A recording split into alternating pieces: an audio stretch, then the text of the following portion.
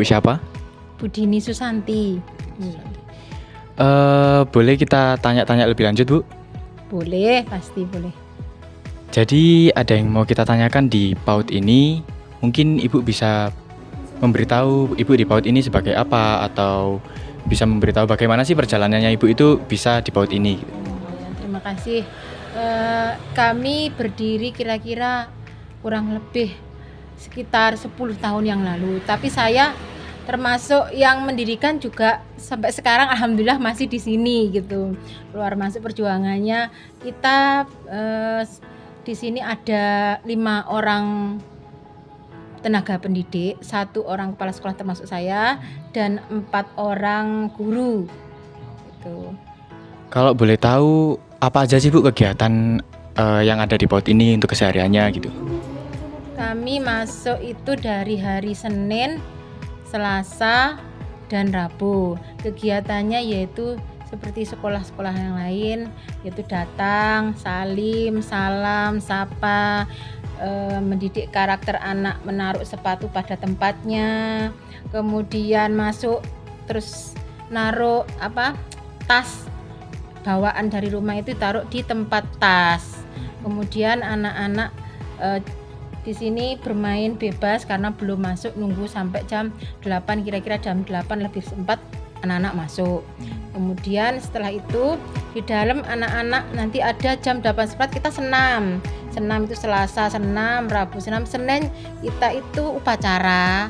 Terus ada membaca Pancasila itu, terus Indonesia Raya, terus hormat kepada bendera Sang Merah Putih, pemeriksaan kuku, pemeriksaan gigi setiap Senin, dan pemeriksaan rambut.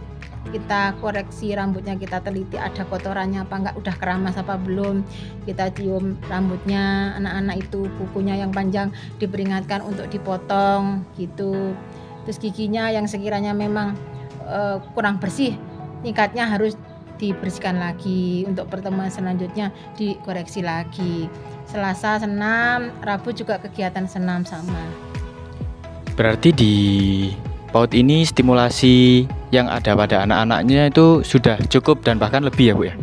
Insya Allah kami terus berupaya untuk kemajuan sekolah kami, belajar meningkatkan kompetensi guru atau pendidik kami.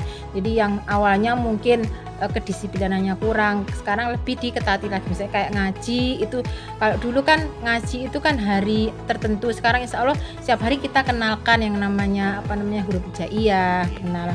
Terus tetap literasi tetap seperti itu, doa-doa tetap. Cuman ada peningkatan mutu guru mungkin ya. Kita sering mengadakan seminar untuk guru-gurunya biar tambah pintar gitu. Berarti bukan hanya muridnya tapi juga guru di sini dididik untuk lebih ini ya Bu ya. Maju ya, jelas itu. Terus kalau boleh tahu Bu, ini kan di era digital nih. Gimana sih Bu buat caranya stimulasi di PAUD ini itu anak-anak itu tidak selalu bergantung pada HP gitu? Itu tergantung kita sebagai pendidiknya ya Mas ya.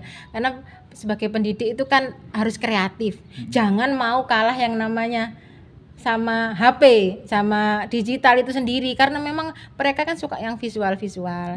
Jadi sebisa mungkin guru itu semenarik mungkin berekspresi, gimana mereka tuh tidak tergantung dengan yang namanya HP. Contohnya misalkan kita bawa alat peraga untuk mendongeng. Tidak hanya membaca buku dongeng tapi juga buat misalkan boneka atau mungkin ngeprint, katakanlah kemarin itu kita memperagakan cerita dongeng tentang bunga-bunga, tapi bunganya kita print, kita buat boneka-bonekaan. Nah itu kan mereka lebih menarik, beda dengan ngomong tok, cerita tok kan beda.